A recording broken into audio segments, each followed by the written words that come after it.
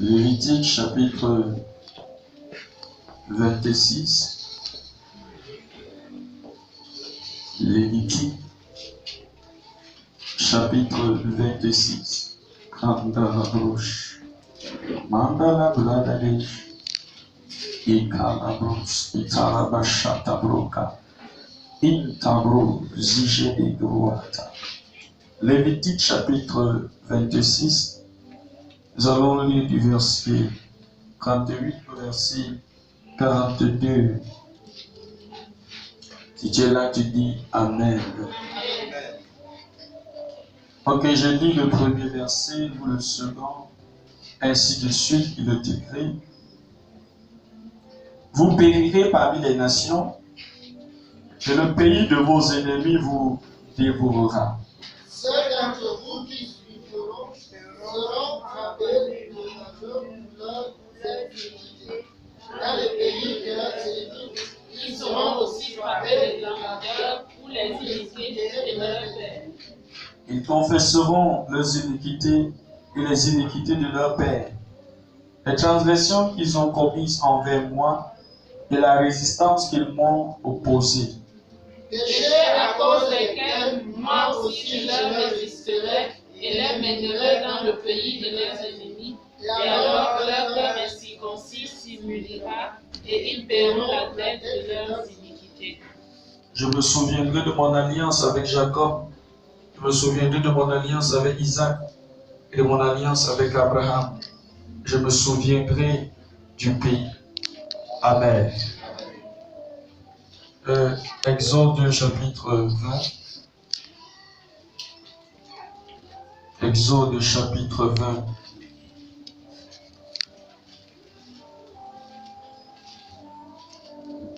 Lisons du verset 1 au verset 5. Je lis le verset 1 pour le 2, ainsi de suite.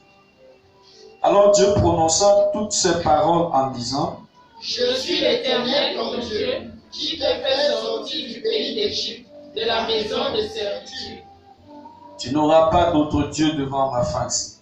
Tu ne te feras point d'image taillée, ni de représentation quelconque, des choses qui sont en haut dans les cieux, qui sont en bas sur la terre, et qui sont dans les eaux plus bas que la terre.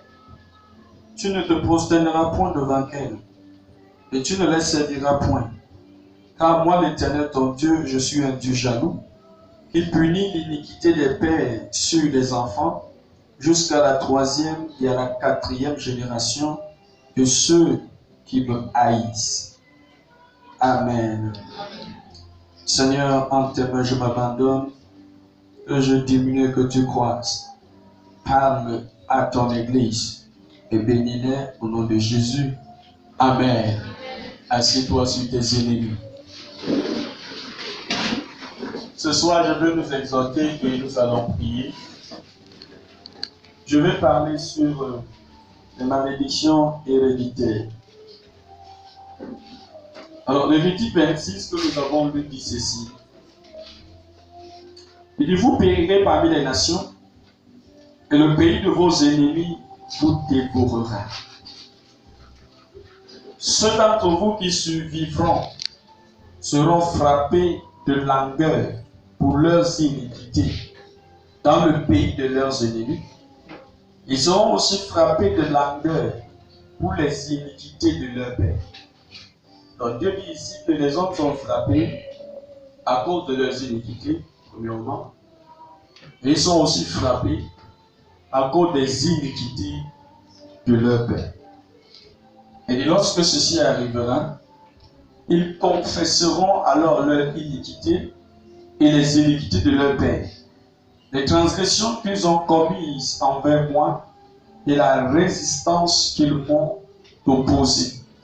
Péchés à cause desquels moi aussi je leur résisterai et les mènerai dans le pays de leurs ennemis.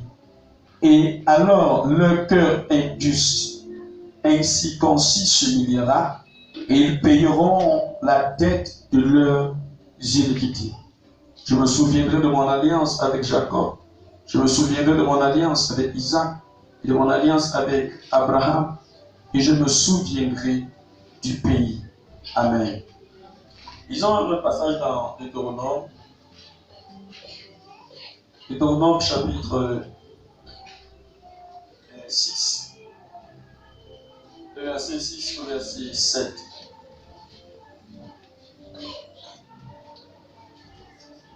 Deutéronome chapitre 6, verset 6 à 7, il est écrit: Et ces commandements que je te donne aujourd'hui seront dans ton cœur. Ces commandements que je te donne aujourd'hui seront dans ton cœur. Tu les inculqueras à tes enfants. Tu les inculqueras, tu les enseigneras à tes enfants. Et tu en parleras quand tu seras dans ta maison. Tu parleras de ces commandements quand tu seras dans ta maison. Quand tu iras en voyage. Quand tu iras en voyage. Quand tu te coucheras et quand tu te lèveras. Quand tu te coucheras et quand tu te lèveras, tu parleras de ces choses à tes enfants. Tu parleras de ces choses à ta famille. Amen. Les malédictions héréditées. Nous devons savoir qu'une malédiction peut s'hériter. Une malédiction peut être héréditaire. Une malédiction peut se transmettre. Elle peut aller de père à fils, de mère à fille. Elle peut aller de génération en génération jusqu'à ce qu'elle soit brisée. Et nous devons comprendre que le temps ne brise pas une malédiction. Le temps seul ne suffit pas pour briser une malédiction. Il faut que des personnes se lèvent pour mettre un terme à la malédiction. Pour court-circuiter, tant que la malédiction n'est pas brisée, tant qu'elle n'est pas mise abrogée dans un point particulier, la malédiction continue de s'étendre. Amen. Elle continue de s'étendre. Quand les agents des ténèbres veulent détruire une famille, elles placent la malédiction sur un individu et elles ne s'arrêtent pas à l'individu. Elles veillent, encore ils veillent à ce que la malédiction soit transmise à toute la descendance. Amen. Amen. Donc quand les agents des ténèbres veulent détruire toute une famille, ils ne s'arrêtent pas à un individu. Mais la malédiction qu'ils placent sur l'individu, ils incluent la descendance, afin que la famille soit décimée entièrement. Ça, c'est leur objectif.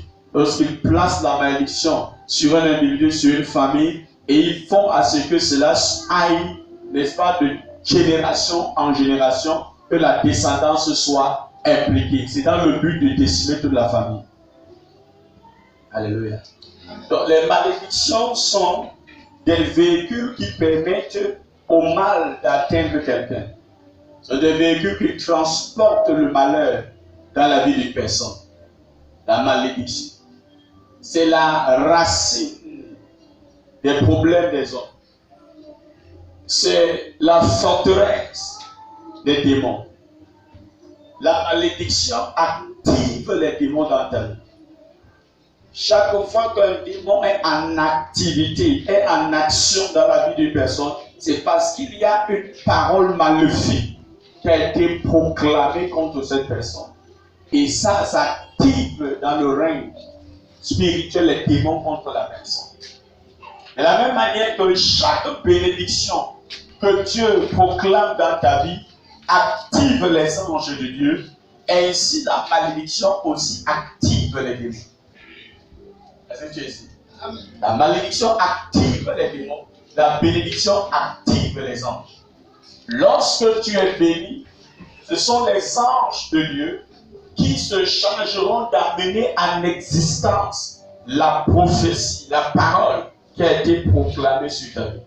C'est pourquoi la Bible dit dans le livre de Somme que bénissez l'Éternel, vous ses anges, qui êtes puissants en force et qui exécutez les ordres sortis de sa bouche. Donc quand Dieu parle, ses anges sont derrière sa parole pour l'amener en existence. Et de même, s'il y a eu une malédiction qui a été prononcée contre ta vie, alors cette malédiction a relâché derrière toi des démons qui vont veiller à ce que la parole maléfique puisse s'accomplir. Lorsque tu brises une malédiction, tu dois également par la même occasion lier les démons qui ont été relâchés. Alléluia. Lier les démons qui sont derrière pour amener des événements désastreux, fâcheux dans ta vie. Tu dois les lier.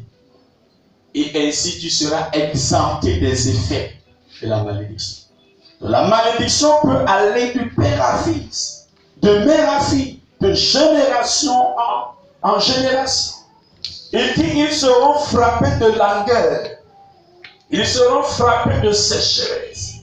Ils seront frappés de pauvreté. Pourquoi? Pour leurs iniquités et pour les iniquités de leur père.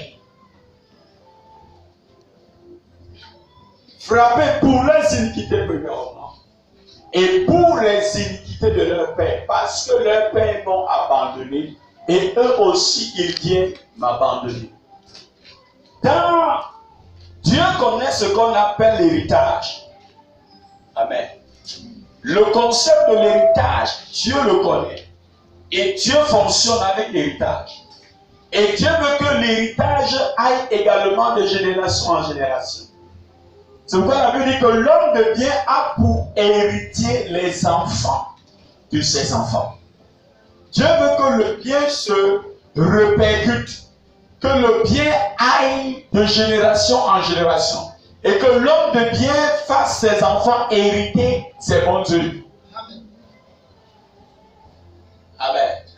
Donc Dieu croit au concept de l'héritage et croit au concept de la famille. C'est pourquoi il dit dans Deutéronome que voici je mets devant toi deux chemins. La malédiction et la bénédiction. La vie et la mort. Et je te conseille de choisir la vie. Afin que tu vives, toi et ta descendance. Donc, la vie que tu choisis ne t'inclut pas toi seul. Cela inclut toi et ta descendance. Le chemin de la bénédiction que tu choisis ne t'inclut pas toi seul. Ça t'inclut toi et ta descendance. Donc, ta descendance est toujours représentée. Alléluia. Ta descendance est toujours inclue.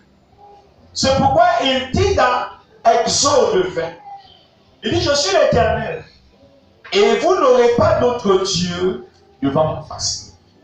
Parce que moi, je suis un Dieu jaloux, et je punis l'iniquité des pères sur les enfants, de la première jusqu'à la quatrième génération.